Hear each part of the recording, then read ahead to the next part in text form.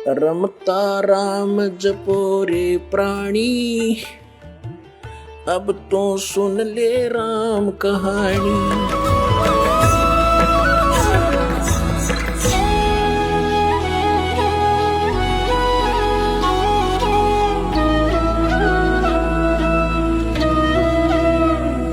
अब क्या है कि कुछ दिनों के बाद परमात्मा के संग रहने से उस कमाल के अंदर अभिमान आ गया। राज तजना सहज है, सहज तरिया का ने, मान बढ़ाई ईर्षा ये दुर्लभ तजना ये। अब क्या है कि परमात्मा लीला करते हैं, वो कुछ एज्ड हो गए लीला में, शरीर में, और वो कमाल नाम का बालक 17-18 साल का हो गया, युवा, भक्ति मिल गई, ज्ञान रोज सुनाई करता, अपने मुंह बोले भगवान और पिता के साथ। वो तो सबका पिता है कबीर साहब, ऐसे तो सबका ही पिता है, सबका जनक है, सबका पालक है। अब ये गलती हो जाती हमारे से, चार बातें सीख कर, जो ज्ञान सुनकर हम स्वयं वक्ता बनकर प्रभुता के पात्र बनना चाहते हैं, ये जीव की सबसे बड़ी भूल और दुर्भाग्य होता है। ये संगत भी ज्ञान के अभाव से, किसी को से थोड़े से ज्ञान के वचन सुन लिए दास से प्राप्त, और वो ठीक सा बोलने लग गया और सब उसी की तरफ देखने लग जाते हैं, वाह वाह बहुत अच्छा बोलता है, खाक बोलता है बता। और फिर वही बात बिगड़ जाती है कि गुरु को तजय बजय सो आना, तापसुआ को फोकट ज्ञाना। गुरु को छोड़कर अन्य पर आसक्त होते तो वो भी एक फोकट ज्ञान है उन लोगों का, जैसे हम भगवान को छोड़कर इस काल पर आसक्त हुए थे, आज ये दुख भोग रहे हैं। तो इस प्रकार हमने अपने पतिव्रता पद से भी नहीं गिरना है। ज्ञान भगवान का है, बोलने वाला किसी तरह बोल रहा है वो उसका ज्ञान नहीं है, तो उससे आकर्षित नहीं होना चाहिए हमने, नहीं तो फिर हम पतिव्रता पद से गिर जाते हैं, नाम रहित हो जाते। तो कितना ही कोई वक्ता बना फिर जाओ, वो कर्महीन इंसान है, जो फिर उसमें महिमा की भूख बन जाती है। यही रोग लग गया कमाल के।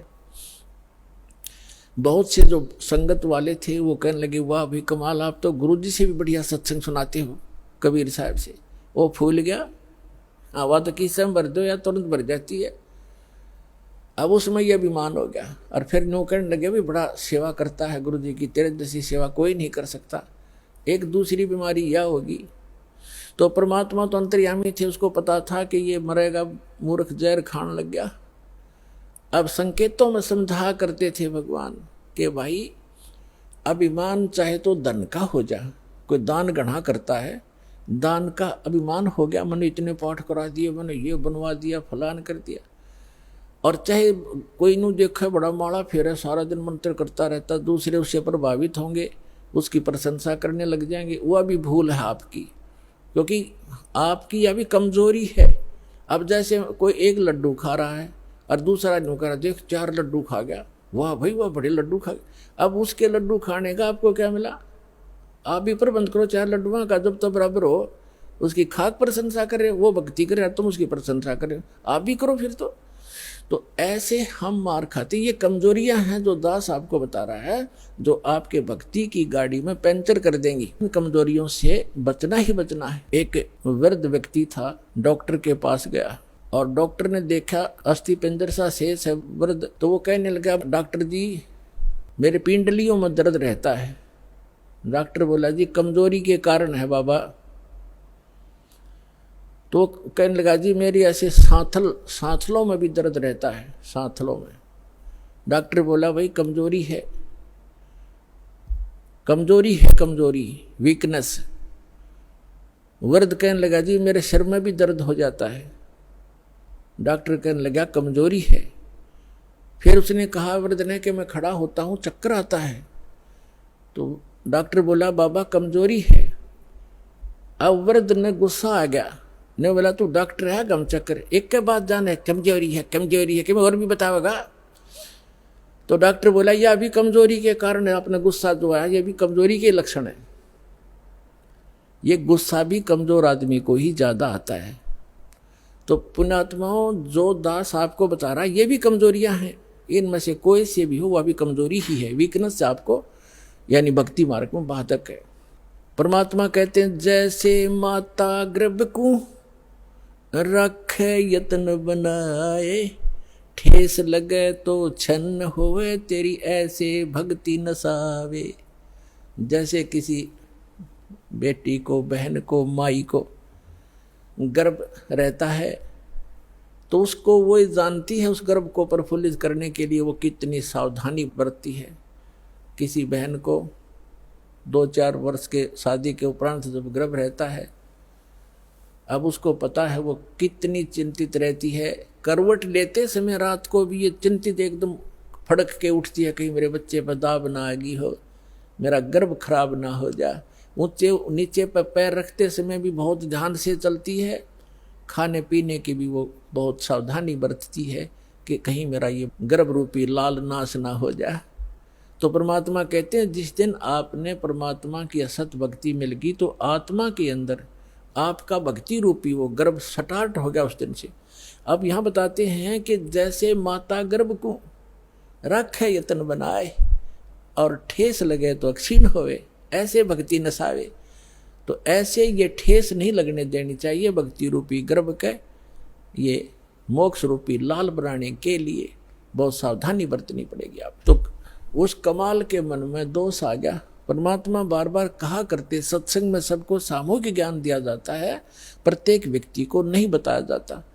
और जैसे औषधि मुख के माध्यम से, गोलियां, दवाई, जड़ी या इंजेक्शन के माध्यम से एक ही स्थान पर लगाई जाती हैं, वो जहाँ दर्द होता है, जहाँ पीड़ा होती है, वो औषधि वहाँ काम कर देती है।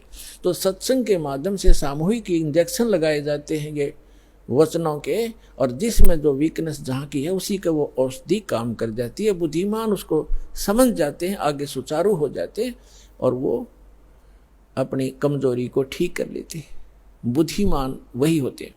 इतना कुछ कई बार कहा परमात्मा ने कि जो दान ज़्यादा करता है, यदि उसके मन में अभिमान आ गया, कराया नाश हो गया। कबीर साहब कहते हैं, तन मन धन दिया तो भला किया, सिर का दासी भार। और जब न्यू कहा कि मन ने दे दिया तो बहुत सहेगा मार। वो तो दिया हुआ तक गया, नाश हो गया, दुर्गति और हो जाएगी तेरी। तो किसी भी प्रकार का सेवा का अभिमान हो जाए, अभिमान तो अभिमान ही है, वो तो नाश ही करता है, भगवान से दूर करता है। लेकिन कमाल की बुद्धि भ्रष्ट हो चुकी थी। परमात्मा के साथ रहकर भी वो अपने ही चलाता था। पुण्यात्माओं, जैसे मन में बहुत सी बातें आती हैं। एक बार धर्मदास जी ने कहा, प्रभु हे भगवान, आप कहते हो कि श्री कृष्ण परमात्मा नहीं है, समर्थ नहीं है। श्री कृष्ण जी ने राजा मोरध्वज के पुत्र ताम्रध्वज को आरे से चिरवा के डेथ हो गई थी, 2 फाड़ हो गया था, और फिर वैसा ही बना दिया और जीवित कर दिया। तो कैसे माने ये भगवान नहीं है, सर्वशक्तिमान नहीं है। परमात्मा कबीर जी ने कहा कि मैंने ये कभी नहीं कहा कि ये भगवान नहीं है, मैंने ये अवश्य कहा ये सर्वशक्तिमान नहीं है। भगवान का मतलब मैंने ये कभी नहीं कहा कि ये स्वामी नहीं है, ये प्रभु नहीं है, लेकिन ये सर्वशक्तिमान नहीं है। इतना अवश्य कहा कि सर्वशक्तिमान नहीं है। जैसे परिभाषा प्रभु की आपको बहुत बार बताई है, तहसीलदार भी साहब है, एसडीएम भी साहब है, डिप्टी कमिश्नर भी साहब है, जिसको कलेक्टर कहते हैं, डिप्टी कलेक्टर, और कमिश्नर भी साहब है, मंत्री भी साहब है, अपने सतर का साहब है, अपने उसका कुछ सीमा है उसके साहब की, उसकी शक्ति की। और मंत्री भी साहब है, मुख्यमंत्री भी साहब है, प्रधानमंत्री भी साहब है। लेकिन ये सभी साहब हैं, लेकिन कोई कहे कि डीसी समर्थ है, सर्वशक्तिमान है, सारे देश का कंट्रोलर है, तो वो गलत कह रहा है। अब जितना वो साहब है, जैसे कोई एक मंत्री को और प्रधानमंत्री बताता है राज्य के मंत्री को, तो वो उस प्रोसीजर से वो परिचित नहीं है, इसलिए एक मंत्री भी अपने सत्र का लाभ दे देता है, लेकिन जो प्रधानमंत्री लाभ देगा वो ना मुख्यमंत्री दे सकता। परमात्मा ने पूछा कि जैसे आपके भगवान ने, श्री कृष्ण अर्थात विष्णु जी ने, मोर ध्वज के पुत्र ताम्र ध्वज को तो जीवित कर दिया, 2 फाड़ करवा के, 2 बीचों बीच कटवा के, और अपने सगे भांजे अभिमन्यु को जीवित नहीं कर सका, जिसकी कति जरूरत थी, और वहां तबे मतलब पंगा लिया जाके उसने क्यों नहीं कर सका। पांडवों का कुलनाश हुआ था, श्री कृष्ण रोए था, उसकी बहन रोए थी, 5 पांडव रोए थे, उसको क्यों नहीं जीवित कराया जो मर गया था 18 वर्ष की आयु में। यहाँ धर्मदास चुप हो गया। तब कहा भगवान हम तो तुच्छ बुद्धि जीव हैं, हमारी बुद्धि का सतर तो इतना ही है बस, अब आप बताओ भगवान क्यों नहीं कर सका।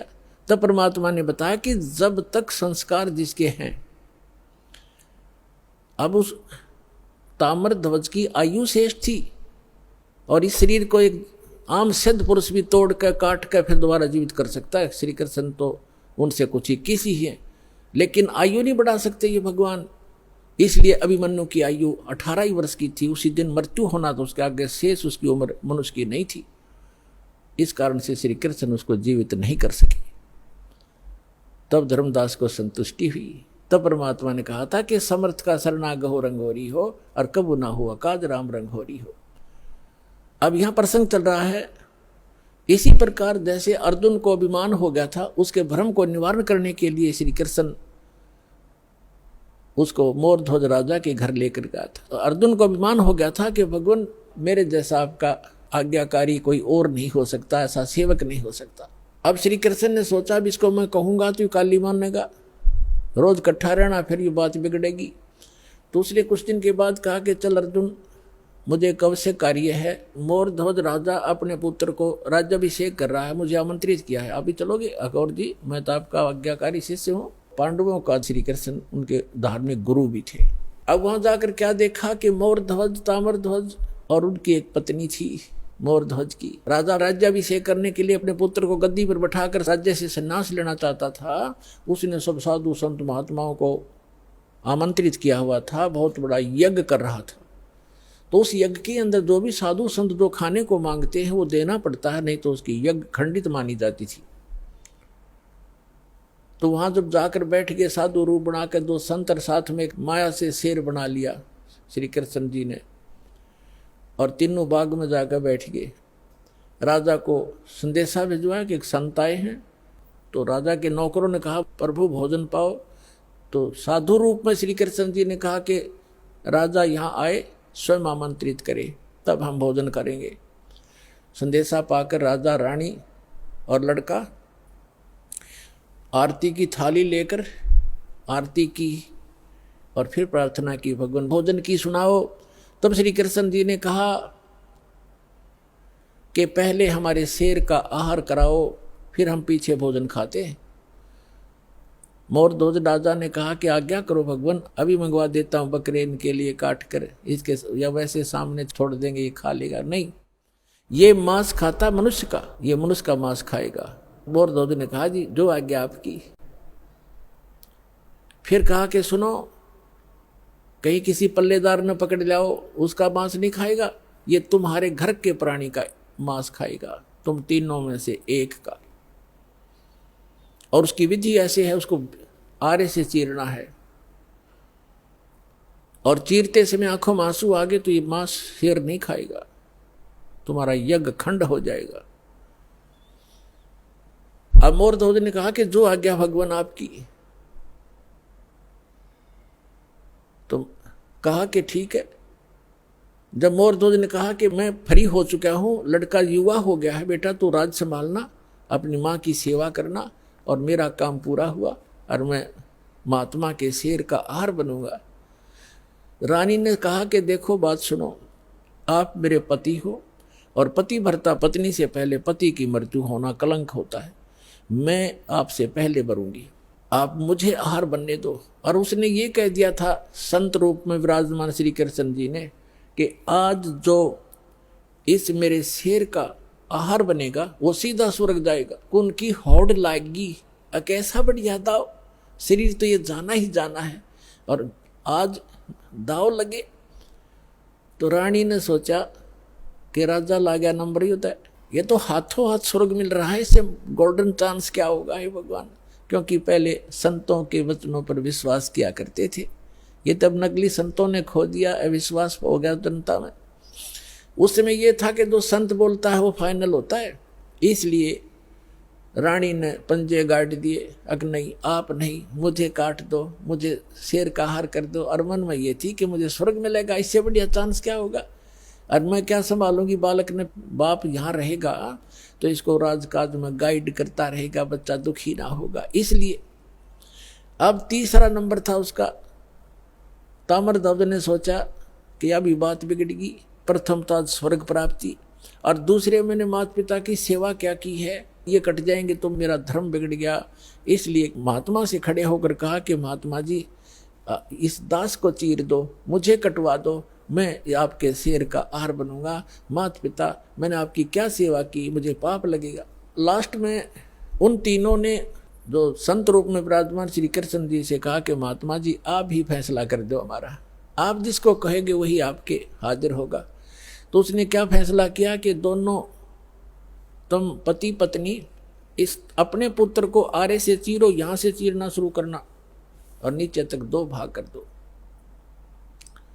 फाइनल फैसला हो गया, नो ऑब्जेक्शन। आरा ले आए, जैसे लकड़ी चीरने का होता, दोनों तरफ से पकड़ के ऐसे चीरते हैं। लड़का बैठा लिया नवा धोआ के, और ये कंडीशन थी कि आंखों में आंसू नहीं आने चाहिए। अब फिर जब वो चीरने लगे ना, बीचों बीच चीरना प्रारंभ कर दिया था, और चीरने में एक उठा लकड़ था, 5-4 मारे आर पार हो जाना था वो।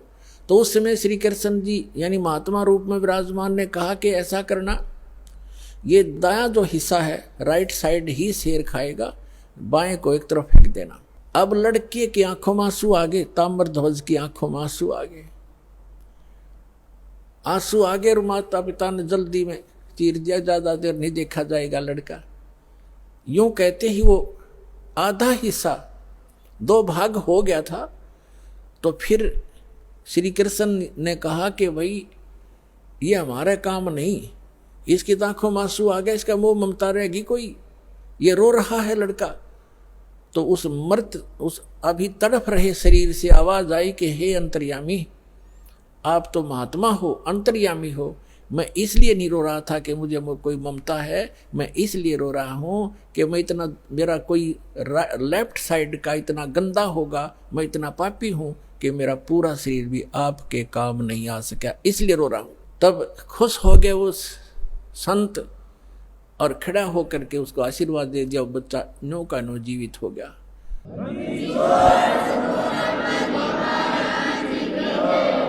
अब जब उसने जीवित कर दिया और कहा भाई मैं तो तुम्हारी परीक्षा लूं था बेटा, तुम सफल हो गए सारे, श्री कृष्ण ने कहा, और कहा कि मांग ले मोर ध्वज, क्या मांगना चाहता है, तुझे स्वर्ग में भेज दूंगा और बहुत समय तक तेरा स्वर्ग का राज लिख दूंगा, इंद्र की पदवी दे दूंगा। तब उस ज्ञानी मोर ध्वज ने क्या मांगा कि मुझे भक्ति दे दो भगवान, इस राज ने के चाटूंगा तो काल छोड़ना पड़ेगा, वहां का भी छोड़ना पड़ेगा। तो जिस स्तर की भक्ति श्री कृष्ण दे सकता था वह मोर ध्वज को दे दी, और लड़के को भी जीवित कर दिया। लेकिन जन्म मरण ना श्री कृष्ण का समाप्त, ना मोर ध्वज और ताम्र ध्वज का, ना उसकी पत्नी का समाप्त हो सकता। अब कहने का भाव ये है कि अर्जुन ये देखकर इकट्ठा हो गया न, सुकड़ गया। जब श्री कृष्ण ने कहा कि अर्जुन आप डींग मारा करते कि मेरे जैसा कोई सेवक नहीं, तने सेवक तो देखे नहीं थे। जब अर्जुन ने कान पकड़ लिया, जी मैं तो घना निकम्मा आदमी था, मैं ये सोच बैठा था आज मेरी कति फड़क निकल गई, महापुरुष तो ऐसे होते हैं, मैं तो इनके चरणों की धूल भी नहीं हूं। अपनात्माओं, हमने श्री कृष्ण जी को परमात्मा इसलिए मान लिया था कि उन्होंने मोर ध्वज के पुत्र ताम्र ध्वज को आरे से चिरवा कर जीवित कर दिया, बस। और यहाँ परमात्मा ने फिर बताया कबीर जी ने कि वो अभिमन्यु को जीवित क्यों नहीं कर सके, वो तुम्हारे समर्थ भगवान। उसका कारण भी बताया कि ये समर्थ नहीं है, और ऐसी ऐसी तो बहुत से संत भी सिद्धियां रखते हैं जो मुर्दे को जीवित कर सकते हैं, लेकिन उनकी आयु नहीं बढ़ा सकते, किसी सूरत में नहीं बढ़ा सकते। आयु की वृद्धि केवल परमात्मा पूर्ण ब्रह्म कर सकते हैं।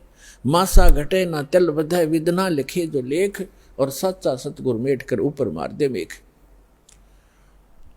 अब अर्जुन की फड़क निकालने के लिए उन्होंने ये लीला की, उधर से अपने भक्तों की परीक्षा भी करनी थी। इसी प्रकार सामांतर एक उदाहरण है सम्मन सेव और नेकी का। कमाल के मन में यह अभिमान घर कर गया था कि मेरे जैसा सेवा करने वाला और मेरे जैसा वफादार सेवक इस संगत में नहीं। और बहुत बार परमात्मा के सामने भी उसने ये मुंह खोल दिया था। तब परमेश्वर कबीर जी ने कहा कि भाई मैं भ्रमण के लिए निकलता हूँ, मेरे साथ चलेगा कोई? तो कमाल ने कहा जी मैं तो आपके साथ चलूँगा, मेरे बगैर सेवा आपकी करेगा कौन? परमात्मा बोले चल। बाजिद नाम के एक राजा थे, वो घर त्याग कर चले गए थे, फिर उनको जंगल में भगवान मिले थे, उनको फिर अपने साथ रखा था, वो भी सेवक हो गए थे ज्ञान समझ के। तो वो दोनों जने बाजिद और कमाल और परमात्मा तीनों जने चल पड़े। उधर से सम्मन और नेक्की उसकी पत्नी और सेव उनका पुत्र। नेक्की और सम्मन जो है दोनों चूड़ी पहनाने का काम किया करते, मनियार का। और ये एक स्वभाव बन जाता है भक्त अपने का, खासकर कबीर परमात्मा के बच्चे का नाम लेने के बाद वो ये सोचता है तेरा कल्याण तो निश्चित, और इस सामने वाले ने भी समझा दूं किसी तरह।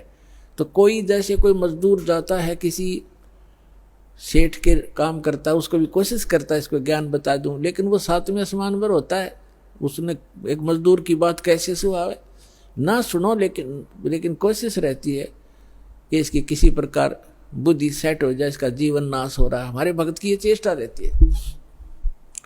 तो वो सम्मन और उसकी पत्नी जहाँ भी चूड़ी पहनाने जाते थे बहनों को, तो परमात्मा की चर्चा शुरू कर देते थे। हमारे वो गुरु जी ऐसे हैं, सिकंदर लोधी को जलन का रोग हो गया था, वो ठीक कर दिया। स्वामी रामानंद जी का कत्ल कर दिया था सिकंदर लोधी राजा, दिल्ली के बादशाह ने, हमारे गुरु जी ने जीवित कर दिया उन्हीं के सामने। एक कमाल नाम का लड़का था, मरता बहता हुआ आ रहा था, हमारे गुरु जी ने वो जीवित कर दिया। हमारे गुरु जी बड़े सक्षम हैं, नाम लेने से मोक्ष हो जाता है, सदा दुख मिट जाते हैं, यहाँ भी सुख मिलते हैं। अब वो गरीब व्यक्ति चूड़ी बेच के गुजारा करें, मुश्किल से उनका निर्वाह चल रहा था। और वो समझाओ उन सेठों की, धनी व्यक्तियों की पत्नियों को, लड़कियों को, तो उनका कैसे बात गले उतरे, बल्कि उल्टा वो चिढ़न लाएगी। कहते हैं तुलसी पिछले पाप से हरि चर्चा ना भावे, और जैसे जबर के बेगते भूख पैदा हो जावे। किसी का मलेरिया बुखार हो गया हो, उसको काजू किशमिश भी कड़वी लगे, सेब भी कड़वे लगे, रोटी भी कड़वी लगती है, वो रोटी सेब कड़वे नहीं है। उस बुखार ने उसके शरीर की, रोगी के शरीर की व्यवस्था बिगाड़ दी, जिसको मीठी वस्तु भी कड़वी लग रही है। इसी प्रकार पापग्रस्त प्राणी को परमात्मा की चर्चा सुहाया नहीं करती, भाया नहीं करती, अच्छी नहीं लगती, वो दुख मानता है। अब वो कहा करती थी कि तुम्हें तो खाने को दाने नहीं, और तुम बताओ हम तुम्हारे गुरुजी इतने सक्षम हैं, फलान है, चुप रहो, अपना काम करो। अब इस बात पर वो भी कई बार अपने आप में दुखी हो जाते थे कि सचमुच ये कह तो ये रहे हैं कि हमारे पास तो चौवन्नी नहीं, समय का पर आहार नहीं मिलता कई बार तो, लेकिन हमारे गुरुजी में कमी कती नहीं। ये दिल वो डांट ही लेते थे, ज्ञान ऐसा हो चुका था। तो पुण्यात्माओं, ये कथाएं हैं, ये आपके लिए गाइडलाइन है। आप जी विचलित ना होना, कुछ भी हो आने दो समय। परमात्मा कहते हैं कल्पे कारण कौन है, कर सेवा नी काम, और मन इच्छा फल देऊंगा जो पड़े मेरे ते काम है। अब लोगों के नहीं सुनना, आपका फर्ज है किसी को समझाने का, चेष्टा करते रहो, बताते रहो। एक भक्त कह रहा था कि मेरे ऐसे ऐसी घटना घट गई और ऐसी पशु मर गया एक, और मैं औरों को समझाता हूँ तो मुझे कहते हैं बता तेरा क्या लाभ हुआ, हमें तू शिक्षा दे रहा है। तो पुण्यात्मा, अध्यात्म ज्ञान धीरे धीरे समझ में आओगे आपके। संसार तो एक आम दंत कथाओं पर आधारित है, और जिन पूजाओं को वो करते हैं उनके बालक तक मर जाते, तब वो कभी चिंतित नहीं होते कि हम ये भक्ति क्यों कर रहे हैं, छोड़ क्यों नहीं देते।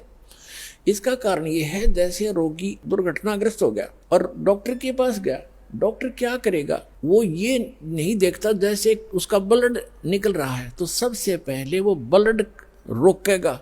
अगर ब्लड सारा निकल गया तो मृत्यु को प्राप्त हो जाएगा। अगर टांग टूट रही है, पीड़ा हो रही है, उसको नहीं छेड़ेगा, पहले सबसे पहले वो ब्लड रोकेगा उसका, ताकि ये रुक जाए और ये इसका जीवन रक्षा हो। और वो कह रहा है रोगी खाए मर गया, टांग बहुत पीड़ा कर रही है, वो करती रहे, वो उसकी परवाह नहीं करेगा, पहले उसका जीवन रक्षा करेगा, वो ऑपरेशन करेगा जहाँ से ब्लड निकल रहा है। अब रोगी रो रहा कि मेरी टांग टूटी पड़ी है, मुझे बहुत दुख हो रहा। तो कोई बात नहीं, क्या उस डॉक्टर से वो छिपा थोड़ा ही है, उसका नंबर आएगा तब उसको ठीक करेगा। तो इसी प्रकार आपने नाम ले लिया और आपका कोई भयंकर दुख आना था, भयंकर दुख आना था जिससे आपके जीवन जाना था। तो आपके उस नाम की भक्ति से और आपके किए हुए दान पुण्य से पहले परमात्मा आपकी जीवन रक्षा करेगा, एक्सटेंड करेगा। थोड़ा बहुत घर में हानि हो भी गई उसको फिर पूरा कर देगा, उस समझ क्या देर लगे। तो इस प्रकार आप जी ने परमात्मा के इस अध्यात्म ज्ञान को समझकर इस सफर पर तब चल सकोगे। समाज तो अपने सतर का ज्ञान रखता ही है, उसको उतना ही ज्ञान है, आप चिंतित मत होना, लगे रहना। तो इसी आधार से वो सुनते भी रहते थे, फिर परमात्मा के ज्ञान से दृढ़ रहते थे। फिर भी कहीं ना कहीं जो एक बार नहीं 2 बार सुनाने से चिढ़ जाता था, उसको छोड़कर अन्य को वो सुनाते थे, अपना काम जारी रखा। अब उधर से क्या हुआ, एक दिन अपने आंगन में बैठकर, गर्मियों का मौसम था, शाम के समय अपना बैठे थे तीनों, पिता पुत्र पत्नी उसकी। और वो लड़का जब बच्चों में जाता था वो भी यही चर्चा करता था कि हमारे गुरुजी के सिकंदर लोधी दिल्ली के बाद सभी शेष हो गए, वीर सिंह बघेल काशी नरेश हमारे गुरुजी का शिष्य है, बिजली खां पठान मगर नरेश हमारे गुरुजी का शिष्य है, ऐसे ऐसे सुख देते हैं, ऐसे ऐसे सुख देते हैं। बच्चे भी बताया करते हैं अन्य बच्चों में बैठकर हमारे बच्चे। तो वो बच्चे उसको चढ़ाते थे सेवक को कि तुम्हारे गुरुजी तो लालची हैं, वो तो राजाओं के घर जाते हैं और तुम्हारे घर ना आए कभी भी, क्योंकि तुम गरीब हो, तुम्हारे घर क्यों आएंगे। तो वो बच्चा इस बात से दुखी हो जाता था। अपनी माँ से एक दिन कह रहा था, दोनों पिता पुत्र वहीं बैठे थे, उनकी माँ भी बैठी थी बच्चे की। तो लड़का कहने लगा, पिताजी गुरुजी कभी अपने घर भी आएंगे। तब नेकी ने कहा, बेटा अपने घर तो वो रहते ही हैं, हम भगवान से जुड़ गए हैं तो हमारे साथ है परमात्मा, हमें दिखाई नहीं देते। ये तो ठीक है माता जी, लेकिन एक बार गुरुजी अपने घर आ जाए ना, बस फिर तो जो मेरे को ऐसे ऐसे गली के बच्चे कहते हैं उनका मुंह बंद हो जाए, फिर मैं बता दूं हमारे गुरुजी लालची नहीं है। तो वो कहने लगे, बेटा भगतों ने संसार की नहीं सुननी चाहिए, अपने गुरुजी के ज्ञान को आधार बनाकर जीना चाहिए। कहने तो उन बच्चे बालक हैं, उनको पता नहीं है हमारे गुरुजी लालची थोड़े ही, उनकी दृष्टि में तो सभी एक जैसे हैं। फिर भी बालक है, आंखों में आंसू भर के कहता है, एक बार गुरुजी आ जाए ना, बस फिर तो मैं उनको कह दूंगा, देखा ना हमारे गुरुजी ऐसे नहीं है। परमात्मा कहते हैं कि मेरे भगत की टेंशन मेरे से देखी नहीं जाती। अब उधर से वो चल ही पड़े थे, उधर से वो कह रहे थे, इतने में सामने आके दरवाजा बाहर की तरफ खड़े हो गए गेट पे और आवाज लगाई, रे सम्मन। नेकी कहने लगी, गुरुजी का आवाज नजर आती है। सम्मन कहने लगा, गुरुजी कहाँ आएंगे इतनी दूर, उनके पास समय कहाँ है, लाखों से उनके कहाँ कहाँ जाएंगे, आपको वैसे धोखा लगा। इतने में फिर आवाज लगाई, रे सम्मन है घर पे। नेकी कहने लगी, आवाज तो गुरुजी की है। देखा बाहर के गेट के सामने, बाहर के एक वैसे थोड़ा सा गेट सा बना रखा था डंडा सा का लकड़ी का, तो देखा तीनों ने सचमुच भगवान खड़े हैं, 3 जने खड़े हैं, भाग्य आए नंगे पैरों और खड़े खड़े देख रहे हैं जैसे स्तब्ध हो गए हो।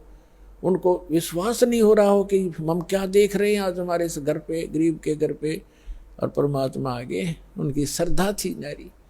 तब कमाल ने कहा कि गुरुजी को ऐसे खड़ा रखोगे, अंदर भी ले चलोगे, बहुत दूर से चल कर आए हैं। तब वो एकदम सपना सा टूटा, चरणों में दंडोत प्रणाम किया और बैठा दिए झोपड़ी में, थोड़े जैसे भी कपड़े थे फटे पुराने बिछाकर।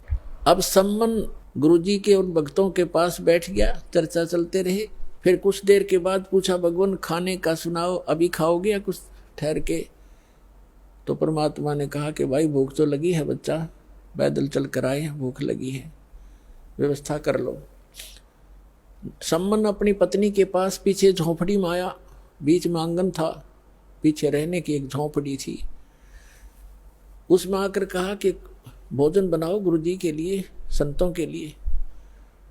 नेकी ने कहा कि आज हमारे घर पर 100 ग्राम भी आटा नहीं है। समन ने कहा कि ला तेरा ये चीर जो बहनें रखती हैं अलग से कपड़ा, वायल, चूंदड़ी, कहने लगी ला तेरा ये चीर दे दे कपड़ा, इसको गिरवे रखाऊंगा, और कुछ आटा ले आता हूँ। तब उसने कहा नेकी ने कि मैं जहाँ मुझे मिलने की आशा थी उन घरों में मैं मांग आई, और ये मैंने प्रार्थना भी कर दी उनसे कि मेरा ये कपड़ा एक ही है, इसको रख लो, कुछ आटा उधारा दे दो, फिर अपना चीर ले जाऊंगी और आटा दे जाऊंगी। तो उन्होंने कहा कि ये फटा हुआ है एक स्थान से, इस कारण से किसी ने इसके बदले में आटा भी नहीं दिया। अब कलेजा पकड़ कर बैठ गया सम्मन, हे भगवान, पहली बार तो गुरुजी आए, मैं कैसा नीच हूँ, कैसा दुर्भाग्य हूँ। ज्ञान से पता ही उसको लग गया था कि जिसने पूर्व जन्म में पुण्य नहीं कर रखे, तो दान नहीं कर रखा, दान करने वाले को ही धन मिला हुआ होता है। आज जो दान कर रहे हैं उनको आगे धन ही मिलता है।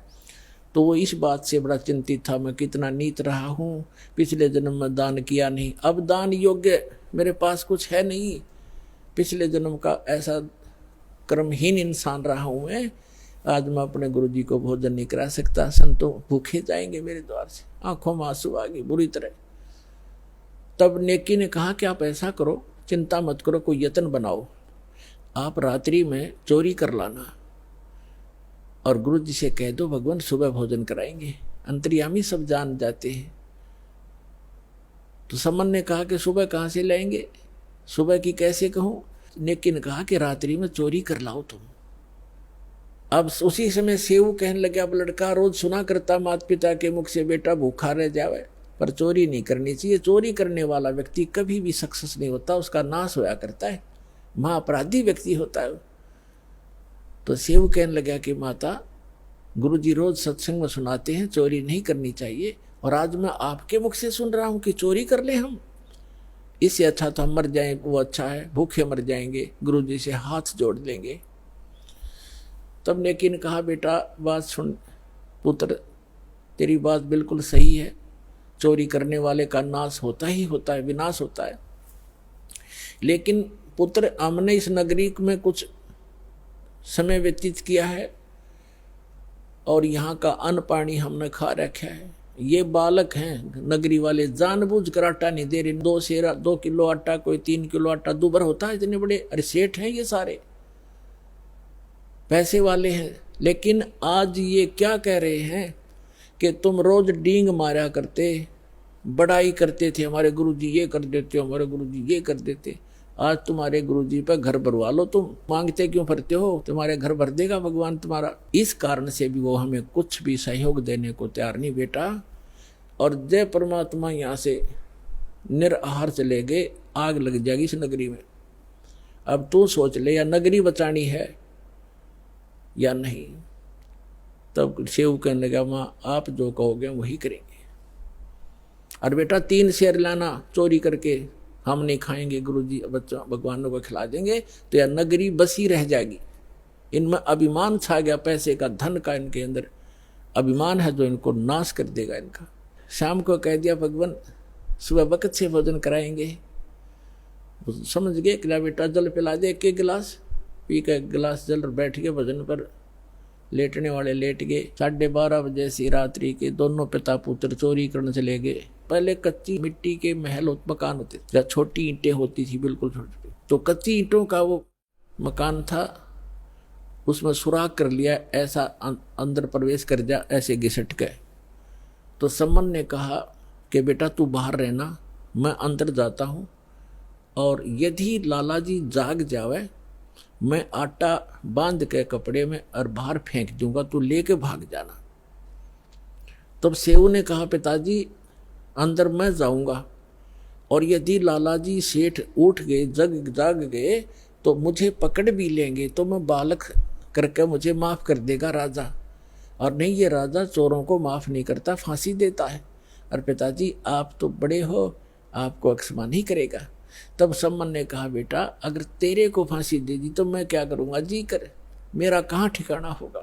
तब सेव ने कहा नहीं पिताजी ये मेरी अर्ज मानो, और मैं फिर भी बालक हूँ, मुझे क्षमा हो जाएगी, मैं जाता हूँ। यूँ कहकर वो घुस गया। तब सम्मन ने कहा बेटा 3 शेर से ज़्यादा नहीं लाना।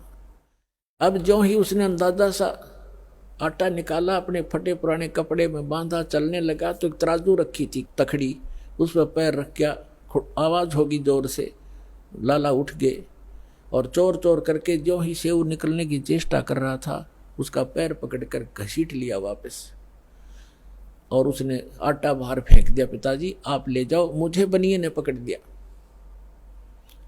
अब वो आटा लेकर भाग गया। उधर से लाला जी ने उसको बांध दिया रस्सी से, थांब के खंबे के अंदर मकान के, और पूछा कौन है तू, किसका है? उसने सच्ची बता दी, मैं ऐसे सम्मन मनियार का लड़का हूँ, सेव मेरा नाम है। और कहा कि लाला जी इतना गुस्सा क्यों हो रहा, 3 सेर आटा लिया हमने, हमारे घर हमारे गुरुजी आए थे, उनको भोजन कराना अनिवार्य था, हमारे घर पर था नहीं, इतनी सी बात, हम चोर नहीं है। अच्छा तुम्हारे गुरुजी आए हैं, ठीक है, अब समझ गया मैं, वो चोरी कराने आते हैं, वो इसीलिए आते तुमसे चोरी कराते हैं और बात बनाते हो बड़ी बड़ी। अब सेव ने सोचा या और बात बिगड़ गई, अब गुरुजी को और सदा दिवाओगा ये राजा से कहकर। अब विवश था, उधर से आटा लेकर पहुंचा सम्मन, उसकी नेकी ने पूछा कि बेटा कहाँ है, कि वो तो बनिए ने पकड़ लिया। अब नेकी के मन में कैसी प्रेरणा आई कि ये तो बात बिगड़ गई, लड़का पहचान में आवेगा और पुलिस वाले हमारे घर आएंगे, अभी आ लेंगे घंटे भीतर, और गुरुजी को पकड़ेंगे और कहेंगे कि ये कराता है चोरी, ये कभी चोरी नहीं करते थे, आज ये आया है तो इसने चोरी कराई है, और गुरुजी को दंडित करवाएगा सेठ। जैसे उनकी बुद्धि ने काम किया कि आप जाओ लड़के का सिर काट लो किसी प्रकार बुला बुलू के, और बाहर सिर निकलवा लेना, और सेठ से कहना कि छोड़ना मत, रस्सा बांधे रख, 2 बात बतलानी है। और लड़के की शीश काट लिया, और फिर सेठ उसको घर नहीं रखेगा, वो अपनी जान बचाएगा, 302 के मुकदमे से बचेगा, और वो उसको कहीं और डालाएगा, फिर तुम 100 उठा लाना। अब नेकी लेके इतना बड़ा थुर्रा और चल पड़ा, और जाके कहा कि सेऊ बेटा 2 बात करनी, कल तो आप शायद मारे जाओगे बेटा, और हम 2 बात बताना चाहता हूँ तेरे कान में। तो सेव ने कहा लाला जी से कि सेठ जी मुझे कुछ 2 बात करनी मेरे पिताजी से, बाहर मेरा बाप खड़ा है, मुझे 2 बात कर लेने दे। वो कहने लगा नहीं नहीं, तू भागने की चेष्टा करता है कि नहीं, रस्सा ढीला कर दे पैर का, बांधे रख मजबूती से, इतना मैं शीश निकाल कर बात कर रहा हूँ। अब सेठ ने सोचा कि ज़्यादा चोरी तो कुछ की नहीं है, थोड़ा सा ढीला कर दिया, रस्सा थाम के बांधे रखा। तब सम्मन था, बाप का हाथ नहीं चला बेटे का सिर काटने, पीछे को हाथ करके और ऐसे स्तब्ध हो गया, ना हाथ आगे हो, काटने की हिम्मत नहीं पड़ रही थी। तब सेव ने कहा पिताजी बात सुन, यदि आप मेरे पिता हो, मैं आपका अंश हूं, तो आज मेरी बात को मानना पड़ेगा, नहीं तो मैं आपका बेटा नहीं हूं, किसी गैर की संतान हूं। आज मेरा सिर काट दे पिताजी, ना गुरुजी का कोई ठिकाना नहीं है आज। इतनी बात सुनते ही सम्मन ने एकदम मारी वो तलवार, और लड़के की गर्दन काट के बालों से पकड़ कर लेकर चल पड़ा। अब सेठ को पता चला ये तो नाश हो गया, बात बिगड़ गई, ये 302 का मुकदमा 13 लगेगा। उसने उस लड़के को घसीट कर दूर बनी में जाकर, एक पजावा था, पजावा जैसे बदानी भट्ठे होते, उनके खड्डों में गिराया, और अपना जो सुराख बनाया था उसको बना के वैसा ही लीप लाप कर रेत रात मार के ऐसा कर दिया जैसे कुछ हुआ नहीं यहाँ पर। अब नेकी ने कहा कि अब ऐसे कर, इस सिर को रख दे यहाँ अलमारी के अंदर छुपा के, और वापस जाओ, लड़के के चिन्ह पावेंगे, घसीटा हुआ लेकर जाएगा सेठ, कहीं डाल के आया होगा, वहां से भी उठा लाओ, क्योंकि मर्डर कहीं पता लग गया तो फिर सारा बात फैल जाएगी और पहचान होगी। अब सेव कुछ देर आया, फिर वापस गया, इसमें काफी घंटा सारा लग गया। इतने में सेठ अपना उसको डाल के सारा काम करके आराम से बैठ गया। वहां जाकर देखा जहां उसके निशान जा रहे थे घसीट के, उन चिन्हों के साथ साथ जाकर बच्चे को उठा कर लाके अंदर के कोठे में डालकर कपड़े बोरी बारी से ढक दिया कि गुरुजी चले जाएंगे, उसके बाद बच्चे का अंतिम संस्कार कर देंगे।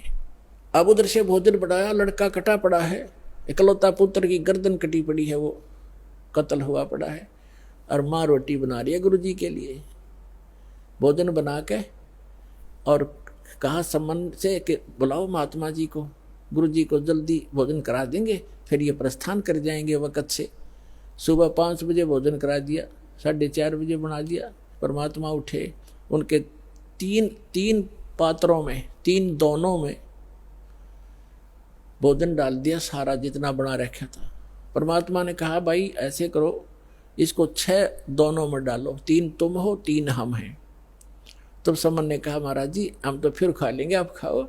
नहीं, परमात्मा बोले प्रसाद बनाएंगे भाई और सब खाओगे, बैठ जाओ। अब वो दोनों बैठ गए, उन्हें 5 पात्रों में कर दिया उसको।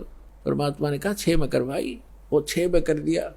5 बैठ गए खाने के लिए अपने अपने सामने रख के, और यूं नहीं बताना चाहते कि लड़का ऐसे हो गया। अब वो ये सोच रहे थे गुरु जी पूछेंगे तो बतावांगे, हम जिक्र भी नहीं करना चाहते, और पूछेंगे तो कह देंगे जी कहीं खेलने चला गया होगा। वो तो अंतर्यामी थे, कहाँ पूजना था उन्होंने। तब कहा कि आओ सेऊ जीम लो, ये प्रसाद प्रेम, शीश कटते हैं चोरों के और सादा को नितक सेम। कहते हैं सेऊ धड़ पे शीश चढ़ा, वो बैठा पंगत मां, और नई निशानी गर्दन कहियो ओ सेऊ ना। बोलो सतगुरुदेव।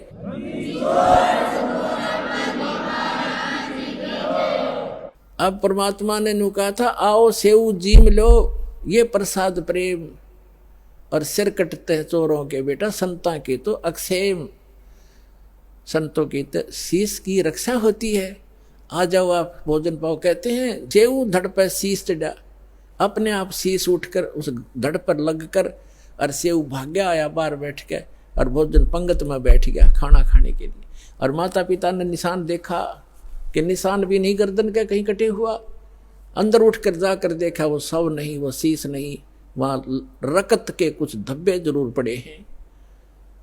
तो पुण्यात्माओं, यदि भगवान की ही आप तुलना करना चाहते हो, पहचान करना चाहते हो, श्री कृष्ण जी को आपने ताम्र ध्वज के जीवित कर देने मात्र से उनको भगवान मान लिया, तो कबीर भगवान के ये लक्षण उसके समांतर समझना। और देखो जैसे कमाल था, उसका जीवन शेष नहीं था, और परमात्मा ने उसकी एक्सटेंशन आयु कर दी। अब उस दिन कमाल के हृदय में धक धक हुई और चरण पकड़ दिए, ने बोले भगवान। परमात्मा ने कहा सेऊ तो कह रहा था ना मेरे जैसा कोई सेवक नहीं, तूने सेवक तो देखे नहीं थे बेटा। कमाल भी शतब्द हो गया, नु कहने लगा भगवान सचमुच मैं तो इनके चरणों की धूल भी नहीं था। तो बेटा एक से एक साधु भक्त होते हैं, अभिमान नहीं करना चाहिए। उसकी फड़क निकाली। अब फिर क्या किया, परमात्मा ने कहा बेटा तेरा अब देखना ठाठ हो जाएंगे समन। कहते हैं सत ना छोड़े सूरमा, सत छोड़े पतदा, और सत के बांधे लक्ष्मी फिर मिले गया। आपने अपनी जो क्रिया को छोड़ना नहीं चाहिए। जैसे वो मजाक करते थे, इसे तुम्हारे भगवान ने ये कर दे, लड़का जीवित किया और फिर सम्मन को इतना धन दे दिया परमात्मा ने, 1 नंबर का सेठ का है उसी जीवन में। तो परमात्मा कहते हैं कल्पे कारण कौन है, मन में ज्यादा कल्पना मत कर, फलाना यूं कह रहा था तुम्हारे कुछ नहीं हो रहा। आन दे समय कल्पे कारण कौन है, कर सेवा नहीं काम, और मन इच्छा फल देऊंगा जब पड़े मेरे ते काम। फिर परमात्मा कहते हैं धीरे धीरे रे मना धीरे सब कुछ हो, और माली सींचे 100 गुणा समय आए फल हो। अब आपने आम का बीज बोया है, जैसे पौधा बोते हैं, सैकड़ों घड़े उसमें पानी की सिंचाई होती है, और उसको परिपक्व होने दो। परिपक्व होने के बाद फिर देखना कितना लदपद होगा फलों से। आप भी खा लोगे, पड़ोसी भी खा लेंगे, रिश्तेदार भी ले जाएंगे, तो भी खत्म नहीं होगा। तो ये भक्ति, यथार्थ भक्ति रूपी पौधा आज आपने लगाया है, इसको कुछ समय दो और फिर देखना कितने सुख देगा ये कबीर भगवान आपको। बोलो सतगुरुदेव।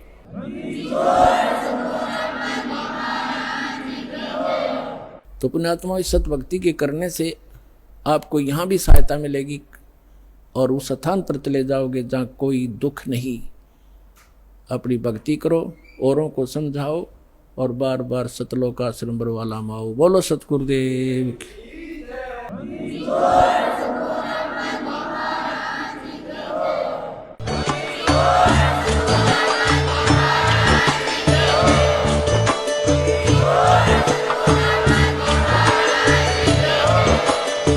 सुन रहे थे जगत गुरु तत्वदर्शी संत रामपाल जी महाराज जी के मंगल प्रवचन। अधिक जानकारी के लिए विजिट कीजिए हमारी वेबसाइट www.jagatgururampalji.org। संत रामपाल जी महाराज जी के शुभ आशीर्वाद से पूरे विश्व भर में 500 से भी ज्यादा नाम दीक्षा केंद्र हैं, जिन पर संत रामपाल जी महाराज जी द्वारा ऑनलाइन निशुल्क नाम दीक्षा दी जा रही है। अपने नजदीकी नाम दीक्षा केंद्र का पता करने के लिए संपर्क करें 8222880541।